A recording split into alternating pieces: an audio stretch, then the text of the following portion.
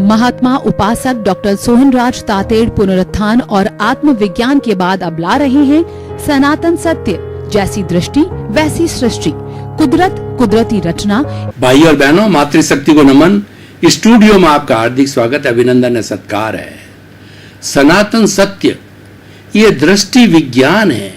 दृष्टि विज्ञान रियल पुरुषार्थ है।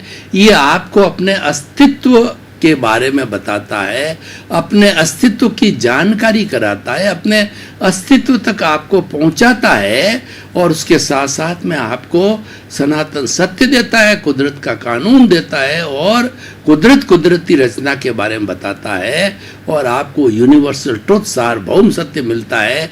वो क्या है? वो है शाश्वत सुख की प्राप्ति करना। ये हमारे सनातन जो है सत्य कार्यक्रम का जो है उद्देश्य है। ये सारा हम अलग अलग एपिसोड्स के माध्यम से करते हैं। तो आज हमारा बहुत ही सुंदर विषय है व्यक्तित्व विकास।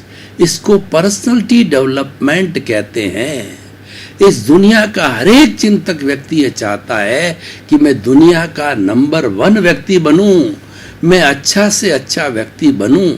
ये सोच रखना अच्छी है, लेकिन ये सोच, इसका व्यक्तित्व विकास के माध्यम से ही ये सोच आपकी जो क्रियान्विति में परिवर्तित होगी।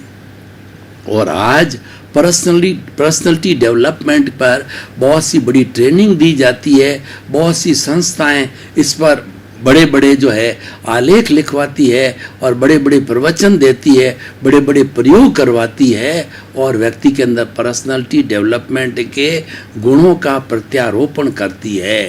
तो ये आज का विषय ऐसा है कि हमारी जो व्यक्तित्व किस प्रकार जो है वो अच्छा हो। देखिए, व्यक्तित्व 2 तरह का होता है।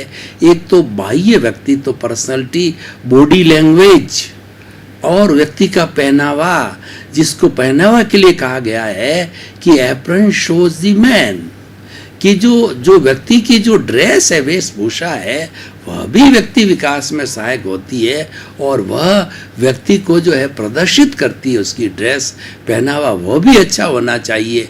आजकल देखिए हमारी भारतीय संस्कृति के अंदर महिला का कितना सुंदर साड़ी का वगैरह पहनावा है, लेकिन धीरे धीरे कपड़ा घटता जा रहा है और अर्धनग्नता के ऊपर जो है वो नारी आ गई है। तो वो एक मॉडल के रूप में लगती है। हमें नारी का एक देवी रूप देखना है, मॉडल का रूप नहीं देखना है। मॉडल का रूप तो बाहर में चलता है, मॉडल हमारी सोसाइटी में नहीं चलता है। सोसाइटी में देवत्व आना चाहिए, पुरुष का और देवित्व आना चाहिए। स्त्री का जब वो झलकता है तो वह बेटी और पत्नी, माँ, दादी, नानी का बहुत ही सम्मानजनक दर्जा प्राप्त कर लेती है। नारी के लिए कहा गया है कि यत्र नारी पूज्यन्ते तत्र देवता रमन्ते। जिस घर में नारी की पूजा होती है वहाँ देवता निवास करते हैं। और जननी जन्म भूमिश्च स्वर्गदा, जन्म देने वाली माता और मातृभूमि स्वर्ग से बढ़ करके होती है। उस मातृभूमि की रक्षा के लिए हमारे लाडले हमारी सीमाओं के ऊपर बिना कफन बांध करके और अपने जो है जीवन की परवाह किए होते वो शहीद हो जाते हैं। और हमारे हिंदुस्तान के अंदर जो सबसे बड़ा महत्व दिया जाता है शहीदों को दिया जाता है, चाहे 15 अगस्त हो, चाहे 26 जनवरी हो, क्योंकि उन शहीदों की वजह से आज हम सुरक्षित है। और वो किसी माँ के लाडले, किसी पत्नी के जो है वो पति और किसी जो संतान के माता पिता है, वह इन शरदों पर जो है अपनी जो गोलियां खा करके, जब हम रंगोली मनाते हैं, होली मनाते हैं, दीपावली मनाते हैं और वो शरद के ऊपर गोलियां खाते हैं, तो वो किसके लिए? वो हमारी सुरक्षा के लिए खाते हैं। तो ये हमें उनको स्थान दिया जाना चाहिए। तो मैं बात कर रहा था नारी की। जब नारी को इतना ऊंचा दर्जा हमारे धार्मिक ग्रंथों में, हमारे समाज में और सामाजिक व्यवस्था में और हमारे परिवार में दिया गया है, तो नारी को भी अर्धनग्नता और देह व्यापार, व्यभिचारिता, इन सब चीज से दूर होना रहना चाहिए। उनको राम और सीता का उदाहरण ध्यान में रखना चाहिए कि पतिव्रता नारी होना चाहिए। आज जो समाज में बड़ी कुरीति आ गई है कि कुछ नारियां शादी करने के बाद भी प्रेमिका से प्रेम अलग करती है और उसके अपने रियल पति की हत्या भी करा लेती। कितना घृणित कार्य है।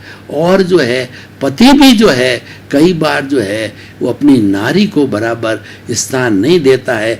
वो रोजगार अर्थ की पूरी व्यवस्था नहीं करता शरीर और अपने परिवार का पूरा ढंग से पालन पोषण स्नेह नहीं करता है, क्योंकि पुरुष का काम है अर्थ की व्यवस्था करना, नारी का काम है कि घर गृहस्थी को संभालना। ये गृहस्थी के दो पहिए हैं और जब ये सुदृढ़ हो जाते हैं तो गृहस्थी की गाड़ी 100 की स्पीड से आनंद के साथ चलती है। तो भाई और बहनों, व्यक्तित्व विकास की बात कर रहे हैं। ये व्यक्तित्व विकास के अंग हैं। जो हमारे जीवन में अच्छाई है वह व्यक्तित्व विकास का अंग है। फिर भी बहुत सी अच्छी बातें हमारे व्यक्तित्व विकास के अंदर हो सकती है, लेकिन मैं 5 बड़े सूत्र आपके सामने रखना चाहता हूं कि इन 5 सूत्रों को कोई भी व्यक्तित्व विकास करना चाहता है, कोई टीम का कैप्टन हो, चाहे भारत का प्रधानमंत्री हो या घर का मुखिया हो या परिवार को चलाने वाला हो और जो बैंक को चलाने वाला हो, समाज को चलाने वाला हो, एनजीओ को समझने वाला कोई भी लीडर व्यक्ति, खास तौर से उन लोगों के लिए हम दे रहे हैं जो व्यक्तित्व विकास करना चाहते हैं। और व्यक्तित्व विकास मुख्य तौर से जो लोग समाज को नई दिशा देने वाले होते हैं वो व्यक्तित्व विकास करते हैं। उनको करना भी चाहिए, क्योंकि जहाँ अच्छे व्यक्ति होंगे, अच्छे लीडर होंगे तो वह हमारा घर अच्छा होगा, परिवार अच्छा होगा, समाज अच्छा होगा, देश अच्छा होगा और विश्व अच्छा होगा। कैसा अच्छा होगा कि वह विश्व वसुधैव कुटुंबकम बनेगा, जो कि हमारी अवधारणा हजारों साल से ऑलरेडी हिंदुस्तान के अंदर चल रही है। तो भाई और बहनों, पहला सूत्र है भावक क्रिया। अगर आप व्यक्तित्व विकास करना चाहते हो तो सबसे बड़ा सूत्र है कि आप वर्तमान में जियो। जो कार्य कर रहे हो पूरा आपकी अटेंशन उसके अंदर ही रहनी चाहिए।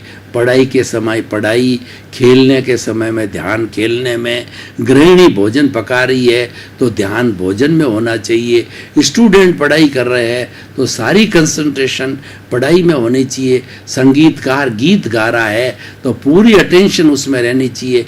मैं प्रवचन देता हूँ प्रवचनकार के रूप में तो मेरी सारी अटेंशन प्रवचन में रहनी चाहिए। जब हम अटेंशन देते हैं तब वह चीज 100% एफिशिएंसी पे आती है, क्योंकि हमारे भीतर से जो बात मुखरित होती है वो कंसंट्रेशन माध्यम से अभिव्यक्ति होती है। ये हमारी वाणी है, ये अभिव्यक्ति का माध्यम है। वाणी के लिए कहा गया है कि बोल्या के लाद्या। अगर व्यक्ति एक सेंटेंस बोलता है तो सामने वाला व्यक्ति अगर व्यक्तित्व विकास का है, वो चिंतक का है, उसकी लंबाई चौड़ाई गहराई नाप लेता है कि व्यक्ति का कैसा व्यक्तित्व है और व्यक्ति का चाल चलन कैसा है, व्यक्ति का व्यवहार कैसा है, व्यक्ति कैसा है। वो सारी जो है जन्म पत्री उतार लेता, उसकी एनालिसिस कर लेता है, विश्लेषण कर लेता है। और जब हम चल रहे हैं तो हमारा ध्यान केवल चलने में रहना चाहिए, इधर उधर बगले नहीं झांकने चाहिए। तो हम वो गमन योग कहलाता है। देखिए चलते चलते अगर आप ध्यान जो है केवल चलने में रहो तो कितने लाभ होते हैं। एक बेचारे छोटे छोटे प्राणी जो कि जमीन पर घूम रहे होते हैं तो हमारे पैर के नीचे आकर के दब जावे, ये अभयदान है, ये अहिंसा का कार्य है। और दूसरा, अगर कोई खोई हुई वस्तु है, पड़ी हुई वस्तु है, वो भी हमें मिल जाती है और जिसकी है उसकी हम पहुंचा सकते हैं। और सबसे बड़ी बात है कि हमारा जो कंसंट्रेशन है वह केवल मात्र वॉकिंग में रहे, चलने में रहे, वो गमन योग कहलाता है। जो भावक क्रिया बहुत बड़ी साधना है, हमें हमेशा प्रेजेंट में जीना चाहिए। ये बात अलग है कि हमारे मन के कार्य क्या है, कि वर्तमान का चिंतन करना जो मैं बात कर रहा हूँ, लेकिन कई बार जो है हमें भूतकाल के अंदर थोड़े समय के लिए जाना पड़ता है, याद करना पड़ता है आवश्यकता पड़ने पर कि मैं 10 वर्ष की उम्र का था जब कहाँ रहता था, क्या करता था, या किसी के संबंधों का पता लगाना होता है। और व्यापार में भी कोई भूतकाल की बात सोचनी, थोड़े समय गए और वापस वर्तमान में आ गए। भविष्य की कल्पना भी कभी करनी पड़ती, क्योंकि हम भूत वर्तमान भविष्य को खंडित नहीं कर सकते, इनको अखंड रखना पड़ेगा। भूत भविष्य वर्तमान को जो अखंड रखता है वही व्यक्तित्व विकास कर सकता है, लेकिन जीना प्रेजेंट में ही है। इसलिए कहा गया है कि रहो भीतर जियो बाहर। इसका मतलब आपका जो अस्तित्व है, जो आपका प्रभु भगवान ईश्वर जो है, वो उसके साथ रहो, स्वास्थ्य स्व में अवस्थित रहो, अपनी आत्मा में अवस्थित रहो। तो जियो भीतर और रहो बाहर का मतलब ये है आप भावक क्रिया करो, आप वर्तमान में जियो, क्योंकि yesterday has gone away, tomorrow never exist, the moment of the present is with you. जो वर्तमान का समय है, प्रेजेंट मोमेंट है, उसी में ही वो क्रिया होती है, क्योंकि हम कल करेंगे, काल करे सो आज करो, आज करे सो अब, पल में परलय होएगी बहुरी कबे करेगा कब। कल किसने देखा है, कल कभी आता ही नहीं, अगली सांस आए या ना आए, सुबश्य शीघ्रम। ये सारी बातें व्यक्तित्व विकास की, और ये किस पर लागू होती है, वो लागू होती है हमारी भावक क्रिया वर्तमान में जीने पर। और भावक क्रिया एक ऐसी साधना है, व्यक्ति स्नेह स्नेह स्नेह स्नेह आगे बढ़ते बढ़ते वो जो है वो ध्यान के अंदर चला जाता है। तो वह जो है आलंबन ध्यान, निरालंबन ध्यान होते होते भावक क्रिया करने वाला व्यक्ति केवल ज्ञान तक चला जाता है, मुक्ति को प्राप्त कर हो सकता है। तो ये व्यक्तित्व विकास का बहुत बड़ा सूत्र है, भावक क्रिया। दूसरा प्रतिक्रिया विरति। होता क्या है, हमारी एनर्जी टिट बिट्स में खर्च होती है, नेले पे देला मारा, और जो है दूसरा हमने ईंट का जवाब पत्थर से दिया, किसी पत्नी ने, भाई ने, किसी दोस्त ने या किसी पड़ोसी ने, या हम सड़क पर चल रहे हैं, किसी व्यक्ति ने हमारे को कोई ऊंची नीची बात कही, हमने उसको 2 सुना दी, उसने 2 की जगह हमको 4 सुना दी, हमने 4 की जगह उसको 8 सुना दी, गुत्थम गुत्था हो गए। ये प्रतिक्रिया विरति है।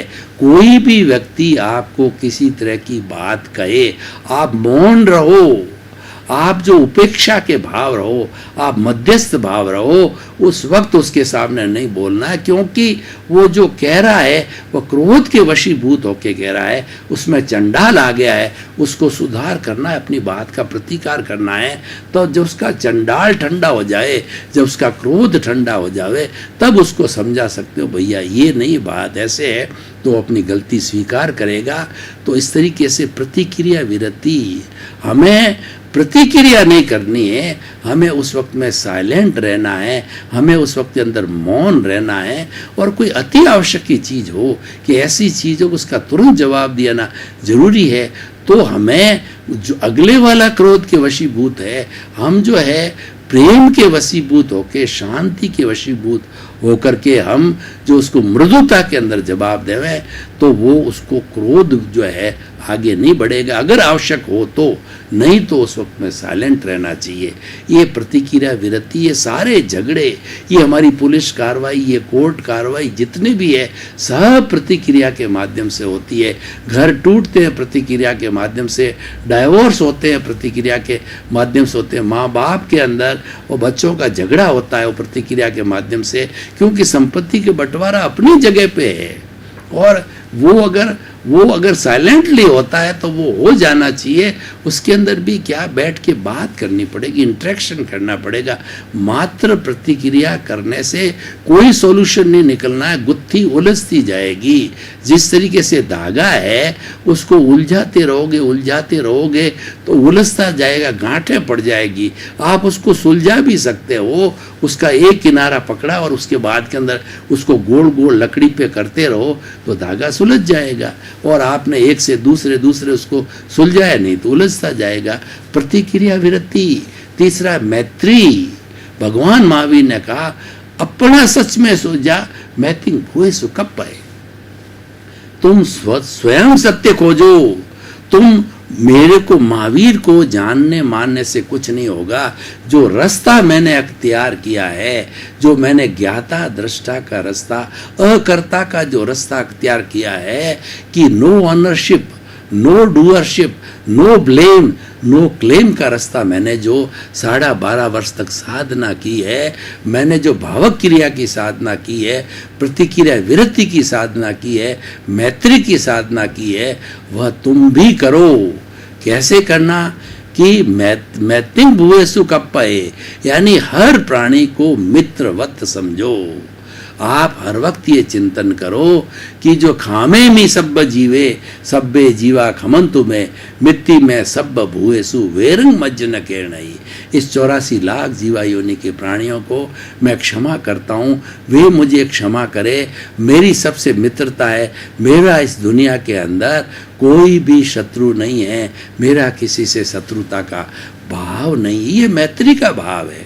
जब आप किसी व्यक्ति को अपने जैसी आत्मतुलावत समझोगे, अब वो आपका कभी दुश्मन हो ही नहीं सकता, वो तो हमेशा आपका मित्र रहेगा। और कोई भी मित्र होगा वो आपका बुरा करना तो दूर की बात है, बुरा है चिंतन करेगा ही नहीं। मित्र और हित चिंतक कभी भी बुरा नहीं करता है।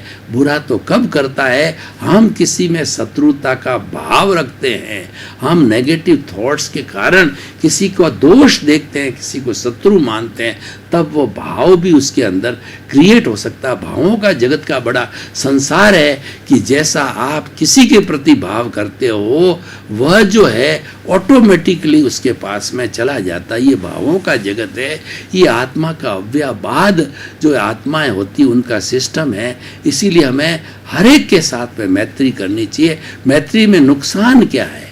मैत्री में तो आनंद ही है, हम टेंशन फ्री रहेंगे कि जीवन में हमारा कोई दुश्मन नहीं है। तो जब दुश्मन नहीं है तो बड़े आराम से होगा। इसलिए कहा गया है कि 3 बात से जीव को सदा राखिए दूर, कर्ज, बीमारी, मुकदमा और फिर खाओ भरपूर। अगर आपको जीवन में आनंद के साथ जीना है तो कर्ज मत लो, क्यों? कर्ज न तो सोता है, दिन सोता है, वो रात सोता है, मीटर चलता रहता है। बिजली का मीटर तो काम नहीं लेंगे, बंद होता है, पानी का मीटर बंद होता है, कर्ज का मीटर बैंक से लिया 1 सेकंड भी बंद नहीं होता है। और लेते हो तो उसके पैरेलल व्यवस्था होनी चाहिए कर्ज चुकाने की, वो बात तो अलग है, वो तो व्यवस्था है। तो कर्ज, बीमारी, छोटी हो बीमारी हो बड़ी हो, बीमारी में सावधान रहना चाहिए। तुरंत जो है उसको जड़ से काटने की कोशिश करनी चाहिए। अगर वो विकराल रूप ले लेती है तो खुद भी परेशान, परिवार का भी परेशानी और अर्थ का भी जो है व्यय हो जाता है। सब तरह से नुकसान ही नुकसान है।